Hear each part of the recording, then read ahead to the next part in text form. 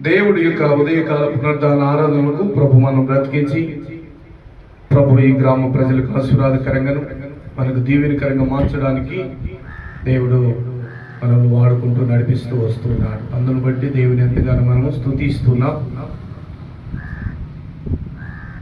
ఈ దినం ప్రభు మీతో మాట్లాడుతున్నటువంటి మాట ఏంటంటే,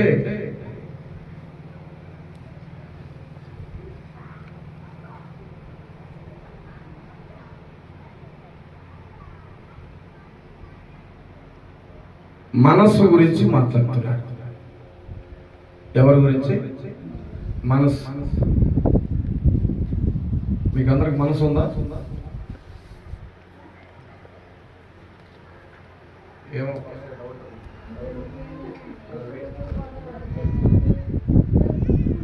ఉందా మీకు?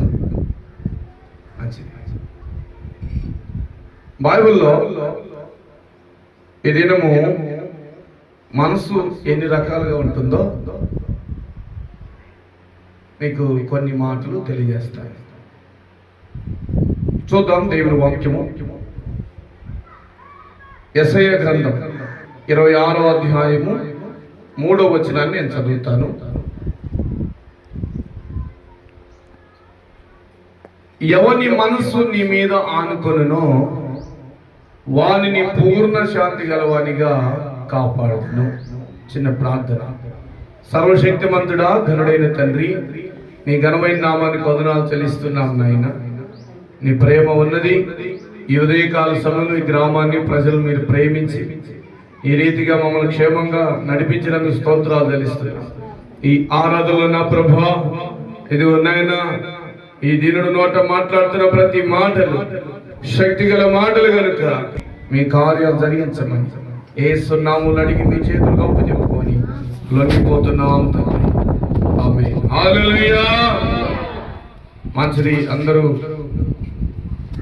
గత వారం నుండి ప్రభు మనకి ఎన్నో మేలు చేసి ఉంటాడు కాబట్టి అందును బట్టి కూడా దేవుని ఎంతగానో స్తుతిస్తున్నాం. హల్లెలూయా.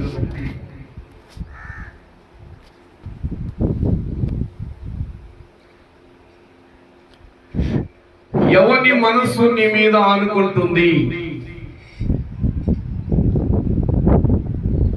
చాలా మంది మనసులుగా నిలబడే ఉంటాం, మాట్లాడుతూనే ఉంటాం, నడుస్తూనే ఉంటాం, కానీ మన మనసు ఏదో ఊరికి వెళ్ళిపోతా ఉంటాం. హల్లెలూయా. చూడండి, కొన్ని పరిస్థితుల్లో కొన్ని కుటుంబాల్లో వారి బంధువులు వారి బిడ్డలు దూర ప్రాంతాల్లో ఉన్నారనుకోండి, మనిషి ఇక్కడే ఉంటారు, మనసు ఎక్కడ ఉంటుంది? హల్లెలూయా. మనసు అంటే ఆ విధంగా పనిచేస్తూ ఉంటుంది. హల్లెలూయా.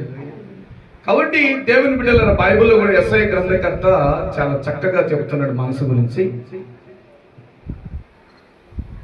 దేవా, ఎవని మనసు నీ మీద ఆనుకుంటుందో వాని నువ్వు ఏం చేయబోతున్నావంటే భూమి మీద పూర్ణ శాంతి గలవానిగా వారిని కాపాడుతావు. హల్లెలూయా. దేవుని బిడ్డలరా, మన మనసు దేవుని మీద ఆనుకోవాలి. ఈ రోజుల్లో ప్రజలు ఏం చేస్తున్నారంటే, ఈ దినాల్లో ఎంత తక్కువ ఉన్నది, మనసు ఉంది, ప్రాణం కూడా ఉంది. ప్రతి మనిషికి 3 భాగాలు దేవుని సృష్టిలో దేవుడు మనకు పెట్టినటువంటి 3 భాగాలు. మొదట దేవుని ఆత్మను ఉంచాడు. హల్లెలూయా. దేవుని మనకు కలిగినటువంటి మనసును ఉంచాడు. తర్వాత మనం బ్రతికడానికి ప్రాణం పెట్టాడు. హల్లెలూయా. కాబట్టి ఈ జీవము ఏ పాటిది అని గ్రంథకర్త అంటున్నాడు. మనుషుల జీవము ఏ పాటిదో తెలియదు. అందుకని ఈ ప్రాణము ఎన్ని నిమిషాలు ఉంటుందో ఎవరికి తెలియదండి. హల్లెలూయా. అందుకే యెషయా గ్రంథకర్త అంటున్నాడు, ప్రభువా నాకు ఇచ్చిన మనసు ఏదైతే ఉందో ఆ మనసు అనేక ప్రాంతాలు తిరిగి రావడం కాకుండా, అనేక ప్రాంతాలకి నా మనసు వెళ్ళిపోకుండా, నా మనసు కేవలం నీ మీద మాత్రమే ఆనుకోవాలి, నీ రాజ్య వైపునే చూడాలి, నీ కొరకే నా మనసు పరిగెత్తాలి. ఎందుకంటే బైబిల్లో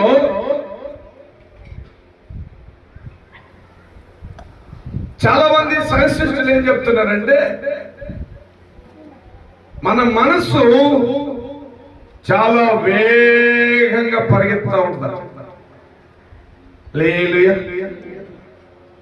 చాలా ఎక్కువగా వేగంగా పరిగెత్తేది ఏదైనా ఉందని సైంటిస్టులు చెప్తున్న మాట ప్రకారం, సైన్స్ ప్రకారం మనసు.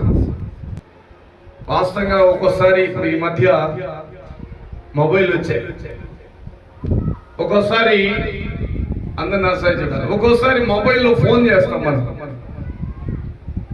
ఒక్కోసారి సందర్భాన్ని బట్టి అక్కడ టవర్ లేని దాన్ని బట్టి మనం ఫోను ఒక్కోసారి కలుస్తూ ఉంటుంది, ఒక్కోసారి అందుకోదు. అవునా కదా? కొన్ని సందర్భాల్లో మన ఫోను పనిచేయదు, అవతల వాళ్ళ ఫోను పనిచేయకపోవచ్చు. అందుకని మనం చేసిన వెంటనే ఫోన్ అందుకోవచ్చు, అందుకోకపోవచ్చు. కొంతమంది ఫోన్ రింగ్ అయ్యగానే పరిస్థితిని బట్టి ఫోన్ రింగ్ అవుతానే ఎత్తుతారు. ఒకవేళ ఫోన్ రింగ్ కాకపోతే ఎత్తడానికి అవకాశం లేదు. అంటే వాస్తవంగా మొబైల్ అయినా కనెక్ట్ అవుతుందో అవలేదు కానీ మనిషికి ఇచ్చిన మనసు వేగంగా కనెక్ట్ అవుతా ఉంది. చప్పట్లు కొట్టండి, దేవునికి మహిమ కలుగును గాక. హల్లెలూయా. దేవుని బిడ్డలారా గమనించండి, ప్రభు వైపు మనం చూస్తున్నటువంటి సందర్భాలు ఏంటంటే మన మనసు చాలా వేగంగా పరిగెత్తా ఉంది. కానీ బైబిల్లో దేవుని వాక్యము ఎక్కువగా పరిగెత్తుతుందంట ప్రపంచం. మనుషుల గురించి మనం చెప్పుకున్నాం ఇప్పుడు దాకా, కానీ బైబిల్లో దేవుని వాక్యం అంతకంటే వేగంగా వెళ్ళిపోతుందంట. చప్పట్లు కొట్టండి. హల్లెలూయా. దేవుని వాక్యం అంతకంటే వేగంగా పరిగెత్తేది ఏదైనా ఉందంటే అది యేసు వాక్కు.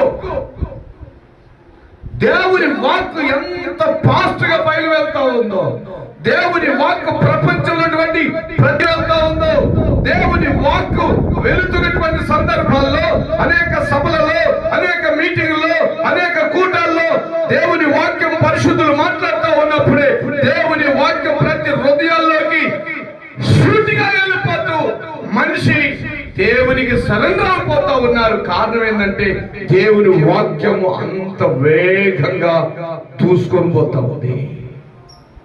ప్రపంచంలో ఈనాడు యేసు ప్రభు మందిరానికి, యేసయ్యను నమ్ముకోవడానికి, యేసయ్యను కొలవడానికి, యేసయ్యను ఆరాధించడానికి అంత వేగంగా మనిషి వెళ్ళిపోతున్నాడంటే కారణం ఏంటంటే దేవుని వాక్కు. దేవుని వాక్యములో అనగా బైబిల్లో అంత ప్రాధాన్యత ఉన్నది. దేవుని వాక్యములో అటువంటి విలువైన సందర్భం ఒక మనిషిని మార్చేది ఏదైనా ఉందంటే అది యేసయ్య వాక్యము. పరిశుద్ధ గ్రంథము మనిషిని మారుస్తా ఉంది. పరిశుద్ధ గ్రంథము ఒక వ్యభిచారిని మారుస్తా ఉంది. పరిశుద్ధ గ్రంథము దేవుని వాక్యం ఒక త్రాగుబోతును మారుస్తా ఉంది. పరిశుద్ధ గ్రంథము ఒక హత్య చేసేవాడిని మారుస్తా ఉంది. నరహంతకులు మారుస్తా ఉంది. మాంత్రికులు మారుస్తా ఉంది దేవుని వాక్యము.